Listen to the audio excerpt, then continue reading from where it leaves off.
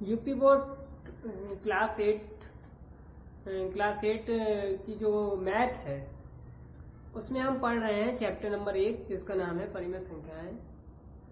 ये क्लास 8 की मैथ की तीसरी वीडियो है जिसमें हम अभ्यास 1B के जो क्वेश्चंस हैं उनको क्या करेंगे, हल करेंगे। तो इसमें जो पहला प्रश्न है वो है निम्नांकित कथनों में सत्य और असत्य को बताइए। ठीक है, सत्य और असत्य को बताइए। अब ये जो सत्य और असत्य है ये हमें सॉल्व करके ही समझ में आ पाएगा। ठीक है, इसके आगे लिखा है ये परिमेय संख्या नहीं है।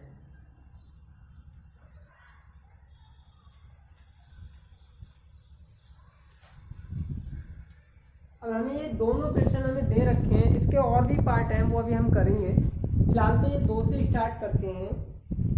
ठीक है, तो ये दो जो सवाल है इसमें पहला सवाल है -4/5 प्लस -4/5 बराबर -8/5। तो ये क्या सत्य है या असत्य है उसको हम देखते हैं। ठीक, तो इसको हम देखेंगे। पहला हम क्या करेंगे, इसे हल करेंगे, जो कि हमने कल की वीडियो में सीखा है। वीडियो पार्ट 2 में सीखा है। -4/5 हम ऐसे ही लिख लेंगे, प्लस माइनस हमने सीखा है माइनस होता है, फिर से 4/5 हम ऐसे ही लिख लेंगे, बराबर। देखेंगे ये बराबर है ना, ये बराबर ही क्या, ये 8/5 मिल रहा है हमें या नहीं मिल रहा है। ठीक है, तो देखते हैं ऐसे -4 अब देखो हर इसका कैसा है, हर जब समान हो तो उसको हम ऐसे ही लिख लेते हैं। -4 ये है, -4 ऐसे लिख लिया, बीच में माइनस है, फिर ये 4 लिख लिया। मैंने कहा था, हमने पढ़ा है कि माइनस और माइनस जुड़ जाते हैं लेकिन चिन्ह हमेशा काय का रहता है, माइनस का रहता है। 4 और 4 कितना हो जाएगा, 8/5। ये क्या हो जाएगा, ये 8/5 किसके बराबर है, इसके बराबर है, तो ये कैसा हो गया, सत्य हो गया। ठीक है, अब जो सेकंड क्वेश्चन है उसको देखते हैं। बताइए कि -6/7 + 6 परिमेय संख्या नहीं है। तो ये जो परिमेय संख्या है या नहीं, इसको पार्ट 1 में हमने परिमेय संख्याओं को परिभाषा जब सीखी थी, बहुत अच्छे से सीखा था। फिलहाल इसको सॉल्व करके देखते हैं क्या ये उन परिभाषाओं को सेटिस्फाई कर रही है या नहीं कर रही है। तो देखते हैं -6/7 + 6। अब इनको हमने सॉल्व करना सीखा था वीडियो पार्ट 2 में। हमने कहा था बटे में 1 लिख लेते हैं, फिर इसकी गुणा इधर करते हैं, 6 एकम 6, माइनस पहले से है तो ऐसे ही लगा रहेगा। 7 इसकी गुणा इधर करते हैं, बीच में प्लस है तो प्लस आएगा, 7 छंग 42 बटे इनकी आपस में गुणा करते हैं, 7 एकम 7। ठीक, तो ये निकल के आ गया है ना हमारा। अब इसे देखो चेक करो, 42 में से जब 6 जाते हैं, वो बड़ी संख्या कौन है, प्लस की है तो प्लस का चिन्ह आएगा। 42 में से 6 जाएंगे तो कितना आएगा, 36 आएगा।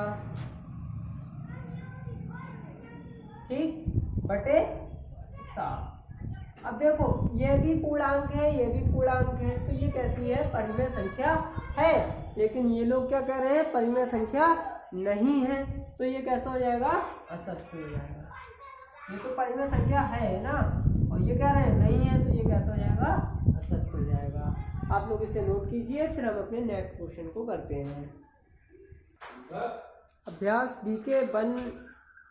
1B के जो पहला प्रश्न है उसके जो 2 पार्ट हैं वो हो चुके, 2 पार्ट वो हो चुके हैं। तीसरा और चौथा पार्ट है, 2 परिमेय संख्याओं के जोड़ने का क्रम बदलने पर योगफल वही रहता है। इसका देखो पहला जो प्रश्न है, जो तीसरा प्रश्न है, प्रश्न नंबर 1 का जो तीसरा पार्ट है, वो ये कहना चाह रहा है, मतलब वो ये पूछना चाह रहा है कि मान लो 2 परिमेय संख्याएं हैं, एक P/Q है और एक संख्या है R/S। मान लो हम इसको इस तरीके से जोड़ते हैं। अब मैं क्या करूं, इनका क्रम बदल दूं, इसको इधर लिख दूं और इसको इधर लिख दूं, तो क्या इनके योगफल पे कोई प्रभाव पड़ेगा या नहीं पड़ेगा। तो हम क्या करते हैं, एक सपोज कर लेते हैं एक 1/2 है, एक 2/3 है। इसकी इधर गुणा, इसकी इधर गुणा और इनकी आपस में गुणा, 6 4 3 7/6। ठीक है, अब इनके क्रम को बदल के देखते हैं। 2/3 प्लस 1/2, 3 2 दूनी 4 प्लस 3 एकम 3 और 3 दूनी 6 यानी कि 7/6। ये भी सेम है, ये भी सेम है। तो यहाँ से स्पष्ट हुआ कि दो परिमेय संख्याओं के जोड़ने का क्रम बदलने पर योगफल वही रहता है। यानी कि इन्होंने जो पूछा है सत्य और असत्य, तो ये कैसा हो जाएगा? सत्य हो जाएगा। ये कैसा हो जाएगा? सत्य हो जाएगा। और देखो इस पे जरा ध्यान देना कि ये जो नियम है कि अगर हम दो संख्याओं के बदल दें, क्रम को क्या कर दें, बदल दें, तो संख्याएं के मान में परिवर्तन नहीं होता है। ये जो नियम है वो नियम कहलाता है क्रम विनिमय नियम।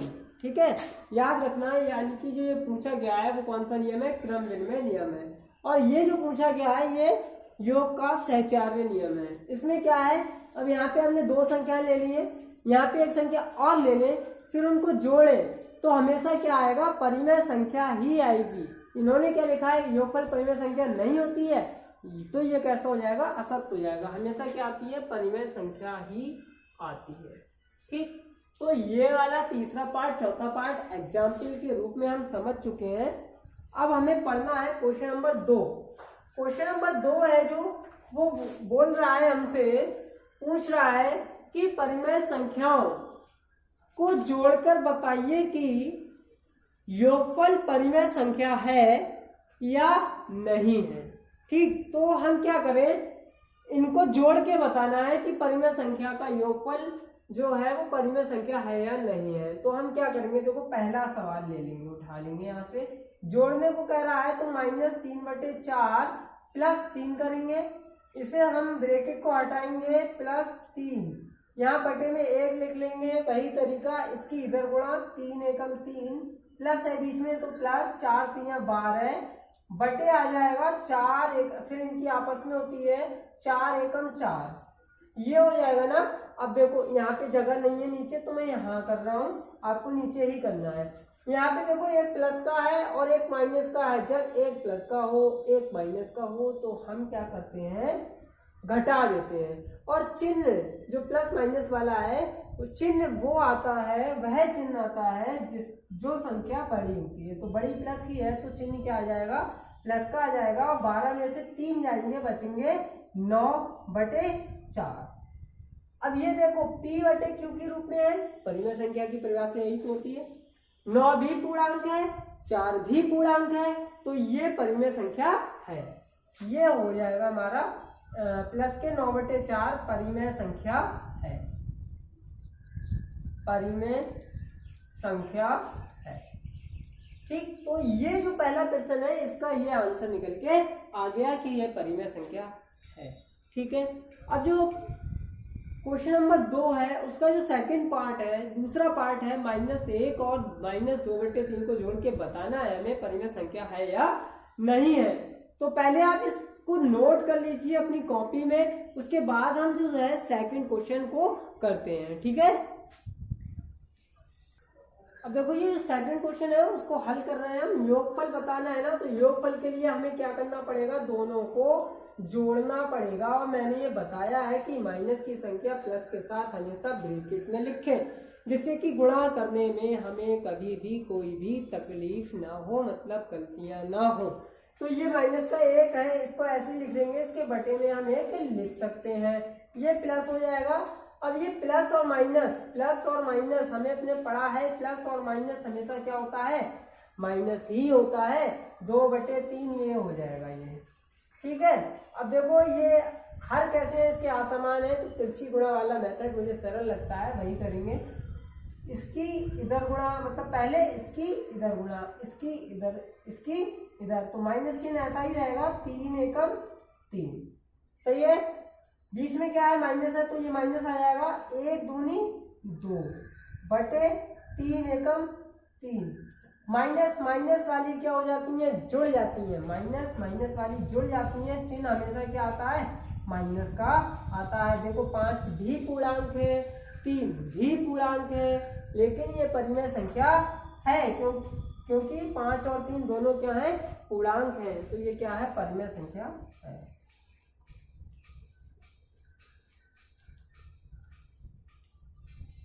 ठीक है, तो ये जो सेकंड क्वेश्चन था हमारा, उसके जो 2 पार्ट थे वो दोनों ही हो गए हैं। मैं आपके लिए वीडियो के एंड में कुछ क्वेश्चन होमवर्क में दूंगा। इससे पहले भी वीडियो पार्ट 2 में मैंने होमवर्क दिए थे, लेकिन आप लोगों ने चेक नहीं कराए हैं, तो उम्मीद करता हूं कि आप जल्दी ही उन्हें करके चेक कराएंगे। ठीक है, तो इसे आप नोट कीजिए, फिर हम अपने क्वेश्चन नंबर 3 को करेंगे। देखो ये जो क्वेश्चन नंबर 3 है वो कह रहा है दोनों पक्षों को हल कर सत्यापित कीजिए। सत्यापित करने का अर्थ है यहाँ पर कि एक पक्ष बराबर के इस तरफ है और एक पक्ष बराबर के उस तरफ है, दोनों ही पक्षों को हल करना है। हल करके जो मान आएगा उसे देखना है।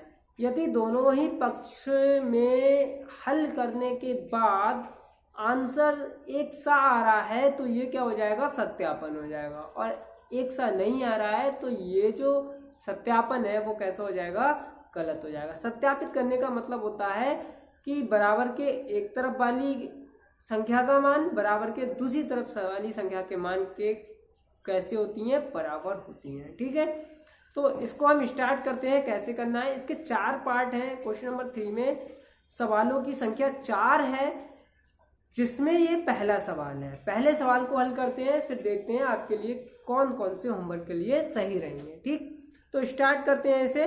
पहला सवाल है आपके लिए, माइनस के 5/8 प्लस माइनस के 9/13 बराबर माइनस 9/13 प्लस माइनस के 5/8। तो इसे हल करना है। अब देखो यहाँ पे जरा ध्यान से सीखना, मैं ऐसे खड़ा हूँ, सवाल ऐसे दिख रहा है, तो सवाल हमारा ये बायां हाथ है, तो बाएं हाथ वाली साइड बराबर के बाएं हाथ तरफ वाली साइड ये कहलाती है हमारी LHS। L का मतलब लेफ्ट, बायां, हैंड का मतलब हाथ, साइड मतलब तरफ, बाएं हाथ पक्ष, जिसे हम बायां पक्ष भी कहते हैं। ठीक है, तो बायां पक्ष लेते हैं। बायां पक्ष हमारे पास क्या है, माइनस का 5/8 प्लस माइनस का 9/13 है, यही तो है। बायां पक्ष हमने ले रखा है, इसको हल करेंगे। माइनस SI 5/8 प्लस माइनस हमने सीखा है, माइनस होता है 9/13। अब हम क्या करेंगे, इसकी गुणा इधर, मतलब कैंची गुणा करेंगे पहले, फिर इनकी आपस में गुणा करेंगे। ऐसी वाली गुणा करनी है ना हमें। देखो तो 13, ये माइनस है, माइनस पहले ऐसे लिख के रहने दिया, 13 पंजे 65। ये माइनस है बीच में, इसे ऐसे लिखा, 8 निम 72,